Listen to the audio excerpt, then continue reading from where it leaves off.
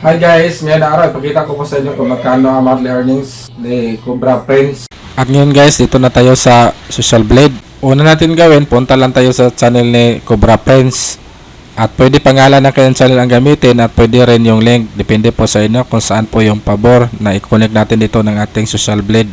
At ito na yon ang Social Blade ni Cobra Friends. Meron na po siyang 1 million plus na subscribers at saka meron na rin 440 plus million views. At yun guys, scroll down natin siya para kukuhanin natin ang kanyang monthly estimated earnings. Meron na po siyang 5,000 plus yung pinakamaliit na estimated monthly earnings niya mga guys. At saka meron din siyang 83k na pinakataas na estimated earnings. At ngayon, ang gawin po natin is yung pinakamaliit na estimated earnings po ang gagamitin natin sa pag-calculate kasi yan po ang tunay na estimated earnings ni Cobra Friends.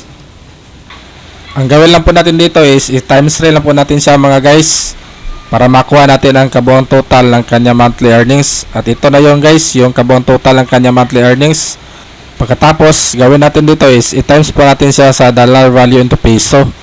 I-times po natin siya sa 55.67 para makuha natin ang kabuang monthly earnings ni Cobra Friends. At ito na yun guys, napakalaki talaga ng monthly earnings ni Cobra Friends. Umabot po siya ng 868,000 plus. Napakalaki talaga. Meron pa to sobra ng konti pataas pero hindi natin siya makuha sa pag-estimate kasi stalker lang tayo. At least yung pinaka 99% ay hindi baba ng ating competition, yun po ang ating nakukuha. At ngayon, pag gusto din natin i-calculate ang kanyang yearly earnings mga guys, i-times 3 lang natin ulit yung kanyang pinakamaliit na estimated earnings. At pagkatapos natin siya ma-times 3, i-times natin siya ulit sa dollar value into peso.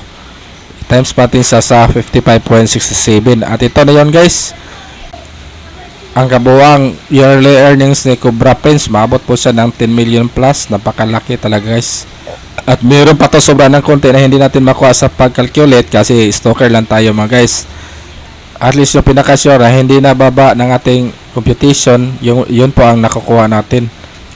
At take note po mga guys, hindi po basta yan sa dami ng subscribers ang pag-vlog. Walang kwenta ang maraming subscribers kapag yung views natin is humihina na siya. Ang mangyari, kapag bumagsak ating mga views, unti-unti din lumiit ang ating mga earnings. Yun po ang totoo mga guys. At thank you sa panood ng aking mga videos mga guys, and God bless po sa ating lahat.